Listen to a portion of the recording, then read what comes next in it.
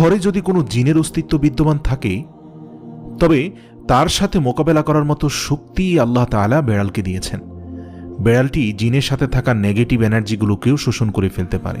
শুধু তাই নয়, বেড়ালের শরীরে আল্লাহ এমন একটি ব্যাকটেরিয়া দিয়েছেন যা কিনা আমাদের আশেপাশে থাকা সব ধরনের নেগেটিভ এনার্জিকে শোষণ করে নেয়।